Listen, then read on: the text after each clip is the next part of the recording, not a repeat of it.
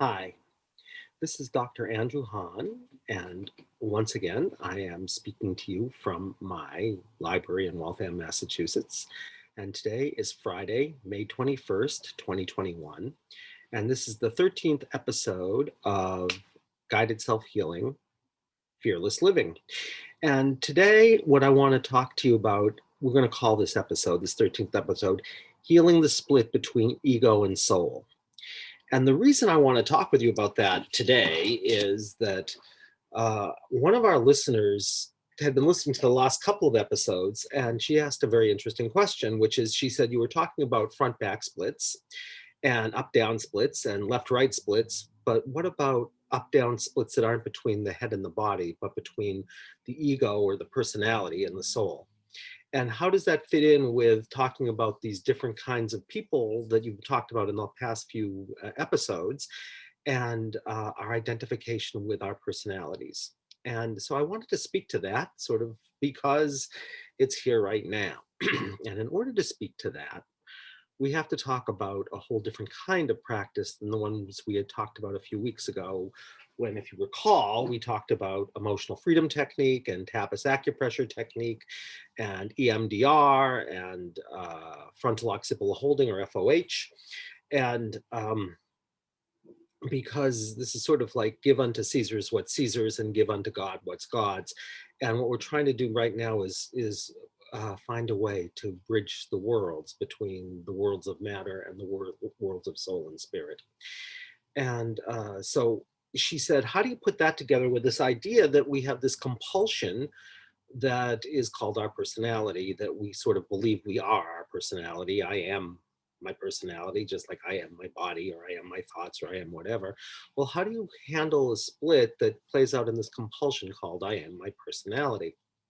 And interestingly, of course, these two concepts go together if we can get enough perspective. It's sort of like there's an umbrella that could hold both of them, that how we could understand that our personality is a compulsion and it isn't who we are. It's just an experiencing an experience we're having that you could say we filter life through. It's just a limited lens, you could say, our personality.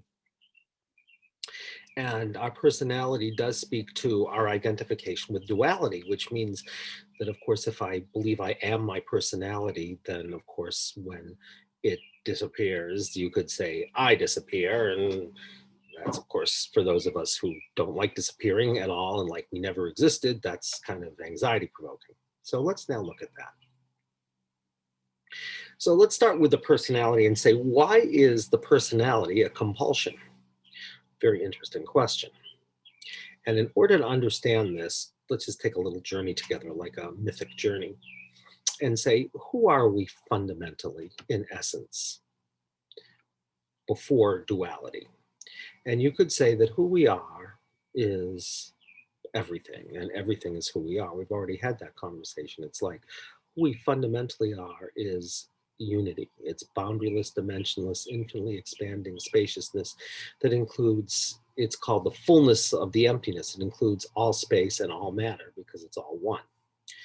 Now let's talk about what happens when we become embodied, which on one level means whenever we experience ourselves splitting off from this oneness, which we've talked about some, so that we are now, there's two problems that happen when you split off from oneness. One is separation, which we're not going to talk about today. The other is limitation. And limitation's a problem, right? Because we once had the experience of being truly unlimited. And when you become something in particular, on one level, it's an opportunity, but on the other level, you could say it's a trauma, because it's sort of like going from being everything to something. It's like, being total spaciousness and then collapsing into something. And one aspect of us experiences that as a trauma, just like any other trauma, like being yelled at or being hit or being anything. You could say it's a soul level trauma, that when we go from being everything to being something. We're going to talk about that at greater length when we talk about this at greater length, but let's just take that as a possibility for now. We'll willingly suspend disbelief, so to speak. Okay, so once we experience that, then there's a problem, like there is with every other trauma, which is that If we became who we truly were, which was unitive, then we would have the problem of uh, disappearing, you could say, dissolving as something separate and something limited, which is really what the point here is. And so we identify with the limitation because we believe that if we became who we truly were, we would, of course, as a separate being, cease to exist. That's all clear. But like with everything else, right? Like with everything else, when there's a trauma, there are these beliefs that we know on a deeper level aren't true. And the first belief is that I'm an I, as opposed to I'm an everything, that I am something in particular. Now, what we're going to notice is that that protects us and limits us. It protects us from disappearing entirely, and it limits us because now I'm a limited something, and with all of the consequences of that. And not only am I an I, but if we go to the personality, I'm a negative I in my way of understanding things. And we've already talked a little about the Enneagram, and I think that there are three kinds of people and three variations of three kinds of people. And we had started to talk about the heart people last time. And we're going to say that every personality is based on a fundamental, uh, we could say, reversal. Um, what we might call, if we were being like, philosophical, an ontological mistake, in that we put something, right? We say that I am something, and that's more fundamental than being everything. And we do that because it keeps us existing. So let's suppose I am, we're going to talk about the heart points again. I'm a giver. Well, we know about givers, right? We've already talked about them in our last episode. A giver is someone who says, I'm pleasing, therefore I am. And pleasing means that I take care of you to such a degree, and I know your needs to such a degree, like I know them better than you know them, so that you will need me. Of course, the thing that I don't want to have to admit is that I need you to need me. And so my whole sense of worthiness, right, compulsively comes from my taking care of you and you needing me, and now I'm worthy of existing. Well, all right, so let's look at this. What we're going to then say is this sense of worthiness is a compulsion. We can't stop ourselves. We have to keep taking care of people's needs. If we're a giver, we have to be pleasing. Why? Because on the one hand, of course, it's wheat and chaff. We want to take care of people's needs altruistically. We want to do that. But there is a whole other way that we're doing this, which we could call, in this case, the chaff, so to speak, which is we're not taking care of their needs to take care of their need. We're taking care of their needs to take care of our own need of our fear of unworthiness and our fear of unworthiness in the eyes of others, almost to the extent to say that I'm not worthy of living unless I'm taking care of your needs. So I then compulsively take care of your needs and I'm compulsively pleasing, and I never truly get to experience being someone who cares for you fully because in part I'm doing it not to experience something else, which is I am unworthy. All right. So you could say that I am unworthy is a black hole in the center of our personality, that if I'm a giver, I'm going to spend an awful lot of energy trying to avoid whatever it takes. And the simplest first way to do it is to keep proving to myself that I'm worthy. And by using you, you could say, by using you, so that I will have an inner sense of worthiness because I've taken care of you and therefore now I feel worthy, right? So let's look at this. I am worthy, which is the foundation of my personality, right, is a compulsion to protect myself from a fear, which is I am unworthy.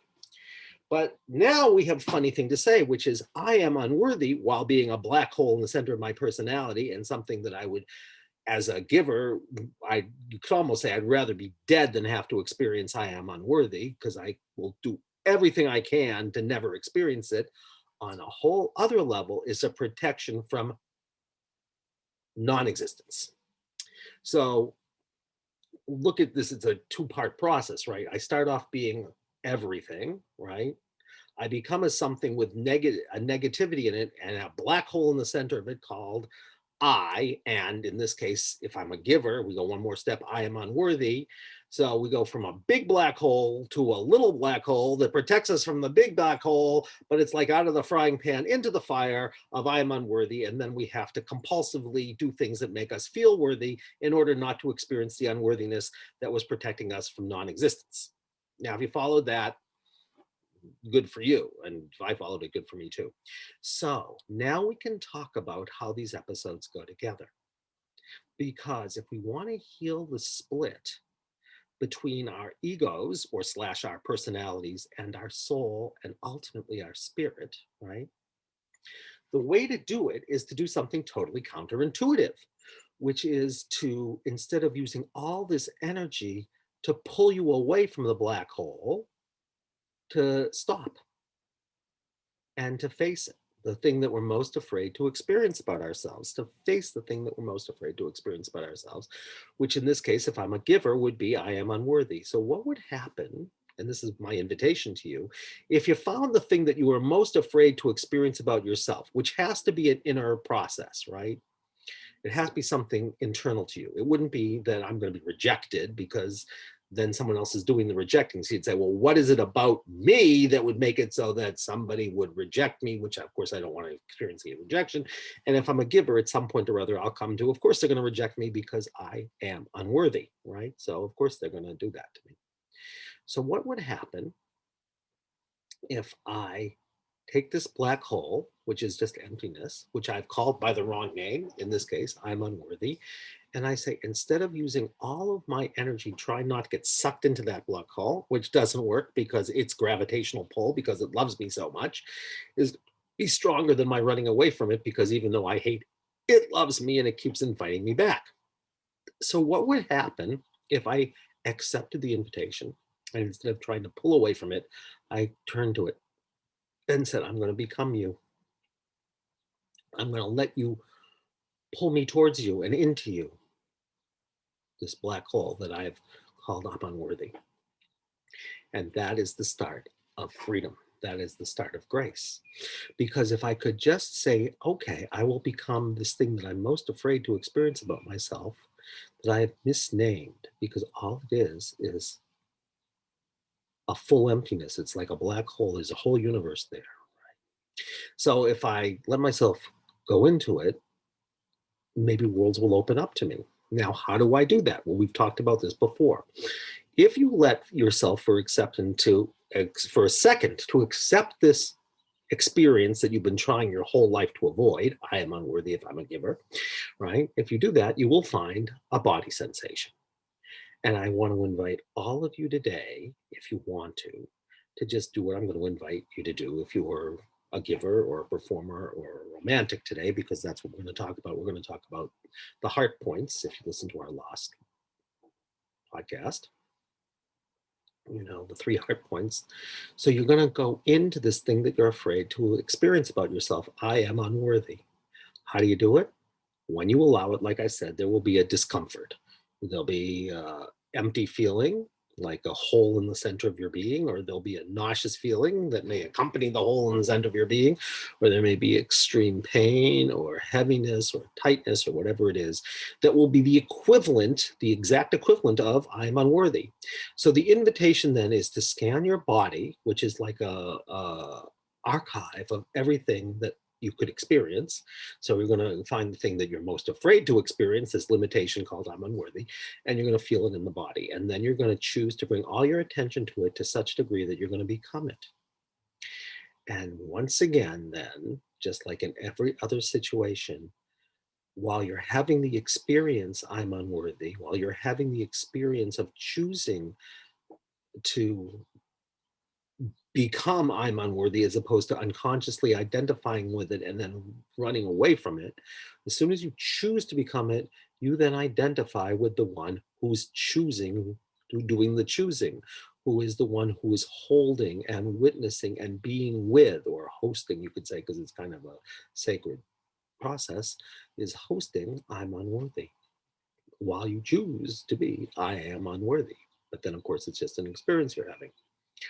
But it's the experience, interestingly enough, from the point of view of your personality, that you have most tried not to have. So paradoxically, it's like running away from God and denying God and like everything. This is the doorway. Why? Well, let's look at it on a soul level. Let's suppose I could experience I'm unworthy. Then two things happen. The first is that I don't have to be prideful and say, you can't live without me. So my arrogant pride can transmute alchemically into a kind of humility, right? I could take care of you and care for you, but without thinking that you need me in a prideful stance, right? And instead of being a slave to this, I experience freedom, right? So I will get to experience something that as a giver, I never experience, which is humility and freedom, as opposed to this prideful stance, which really has me stuck, you could say. So that's a soul evolution. If I could do that all the time, I would just become naturally humble, which just means I care for you and you could live without me, right? It's not that you need me, so I can give to you with no strings attached. And now I'm free. And that is the doorway for any giver to move into something even richer than identifying with the freedom that comes with humility and freedom, right? Because eventually then you could go into a place where you're not even the higher element of a giver, you become open to being everything again. So it's like this doorway in.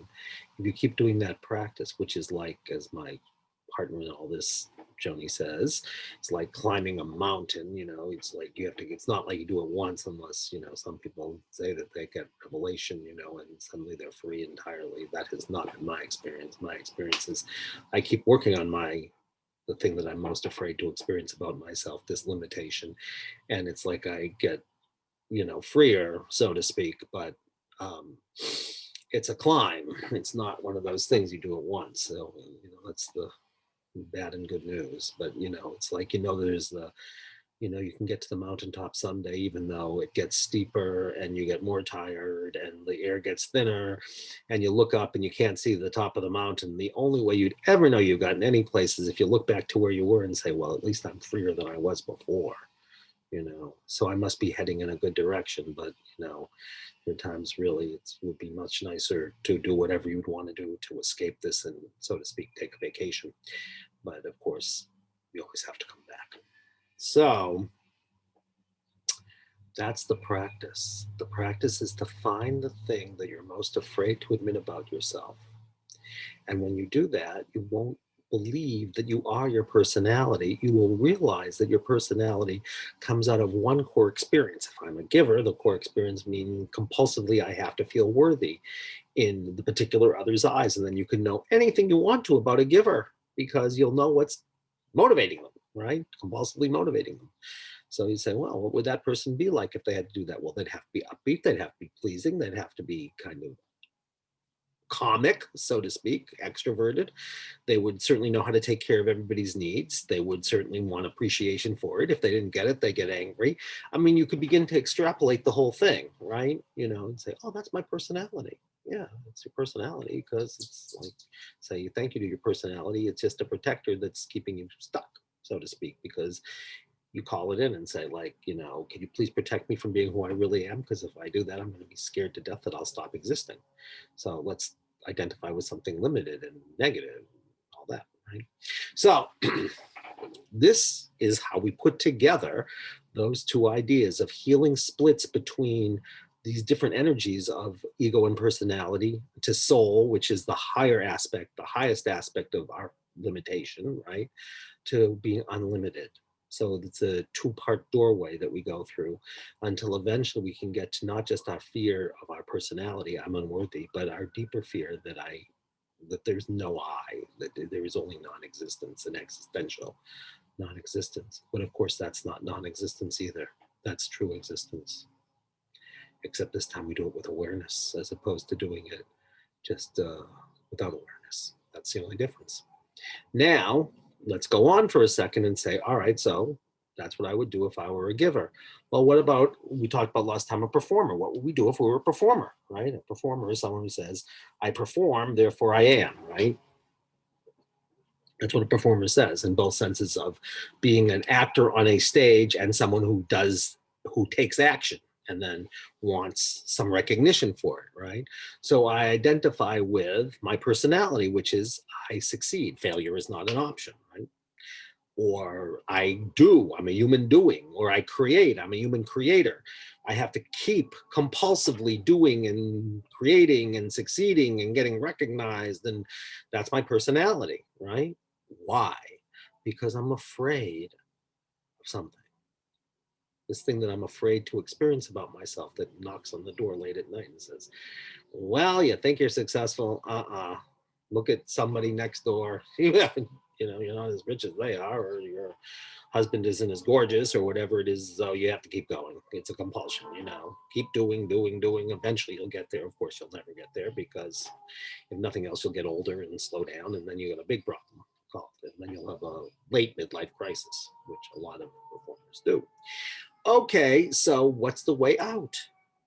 You have to go into the fire, you could say, of who do I really believe I am, that I've not wanted, that I've been afraid to admit about myself. I do nothing. I create nothing. I am failure. So again, you would say, all right, for 1 second, what would happen if instead of running as far and as fast away from that as I could, I just turned and faced it and said, okay, I'm going to choose to be you because you're just part of life, you know? And of course, ironically, which is true of everything, if you really want to succeed in life, you have to be able to be comfortable with failure. Otherwise, you'll never really succeed anyway. And even if you looked like you succeeded, you wouldn't have succeeded. So in order to really succeed, you have to know that success and failure in a sacred marriage. And it's like, you have to be non-attached to either one. Well, how do you become non-attached to failure if you're a performer? You have to fully, over and over and over again, meditate on I'm failure, right? So I'm asking you to do a kind of mindfulness meditation, but not just on your breath, on the sensation that arises when you fully experience I am a failure, or I do nothing, or I create nothing. And then you'll get free and you'll have hope, right? That someone actually, that you're lovable and could be loved if you were truly who you were, as opposed to this image that you created, of what the world would look to you being if you were going to be a success. It's called vanity. I am my image, right?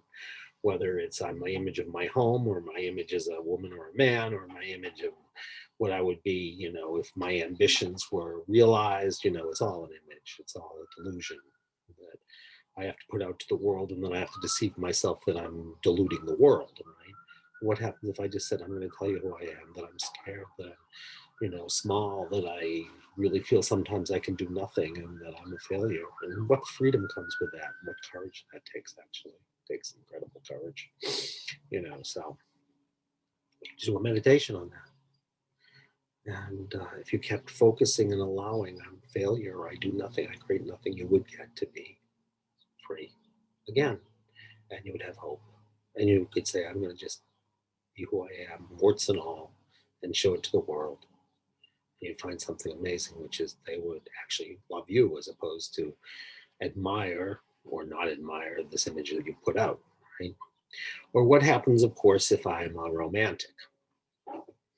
And then, of course, we still want approval, but we're going to go inside now for the approval. So I have to find my authentic image, so to speak, because I know it's a funny concept. Why authentic image? Because I want to show the world something that's still ideal. So it's a image of authenticity that could have all kinds of things going on with it that's melancholic and everything. But I don't want to show you what I'm most ashamed of to admit about myself, because then, of course, you wouldn't love me, because I wouldn't be special. I'd be ordinary and I'd be defective, and I don't want the world to know that. So I have to present this idealized image to cover over this sense of lack, this denigration of there's something wrong with me, which is that I'm ordinary, which is really, if you really look at it and you're romantic, I'd rather be dead than be ordinary. And I always feel like I'm defective. So when there's something wrong with me, and then I'm going to spend my whole life trying not to do that. But of course, since it's the internalization of despair, it's closer to the surface, is, right? Because we know all, excuse me, we know all heart points are in a special relationship with despair. Three different kinds, right? I'm a giver and you love me, whoever the particular other is, then I won't feel the despair, right? And if I'm a performer and failure is not an option, and I can just keep identifying with my image, I'll never feel the despair. For the romantic, since it's the internalization, I look for my authentic image inside, I get closer to despair. So despair is closer for me. So, if I'm a romantic, I have to really run from it, but it's really closer to the surface anyway, and keep saying, really, you know, idealized. No, let's talk about the denigration of who you really are and the shame you feel about it. All right, so if I could really let myself feel this, I'm ordinary and I'm defective and there's something wrong with me, then I wouldn't have to prove how special I was, how ideal I was, whatever it was, right? Because I wouldn't be afraid. I wouldn't have to prove anything to anybody, most especially myself.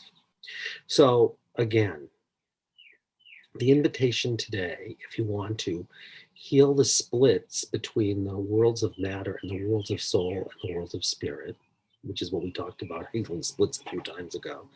And if we want to be free from the compulsion of our personality, which is what we started to talk about in the last two sessions, the thing to do is to find what you're most afraid to admit about yourself. And we've already begun to talk about that. If I'm a giver, it will be some profound sense of unworthiness of even being on the planet if I'm not taking care of your needs. If I'm a performer, it would be like the sense of I'm a failure, I do nothing, I create nothing. If I'm a romantic, it would be something to the effect of I'm ordinary and therefore defective and therefore something's wrong with me, all of which are one big thing. And I would just say, I'm going to let myself fully experience it by finding the body sensations and bringing my awareness to them so much that I become them, and then just letting that be. And that's the starting place, because now, instead of identifying with them, you'll just say, it's just one more experience. And now I can open to all experience, and I could start to become who I truly am, which is all experience, because I wouldn't be afraid of any particular experience. So that's the invitation for all of us to do as an ongoing practice. And having said that, next week we will go on to the head points, and which we had started to talk about, the heart points last time, but we're taking a little bit of a detour because of this comment that was made by one of our listeners. So I wish you well with this practice. It's as freeing a practice as I know. It's not, dramatic sometimes, but it's worth it. It's like if you were going to do one practice, to find the thing that you're most afraid to experience about yourself, and then choose to experience the body sensation that you associate with it, and just say, I'm here with you. It's slow, but it's true gold. It's not fool's gold. It's the real path, in my experience, which I'm just, what do I know? I can only tell you it's the one thing I know that ultimately works for me. So if it's useful to you, great. So having said that, again, you're always welcome to reach out to us if you want to know more about us, lifecenteredtherapy.com. And if you want to reach me, A Hahn, like Andy Hahn, AHAHN at lifecenteredtherapy.com. And until we talk again, thank you so much for listening. And I'll look forward to next time, where who knows what we'll be doing, because life kind of teaches us sometimes. Someone will say something and it leads us in a different direction. But if life doesn't teach us anything, we will probably go back to the head points and the three variations thereof. Be well, my friends.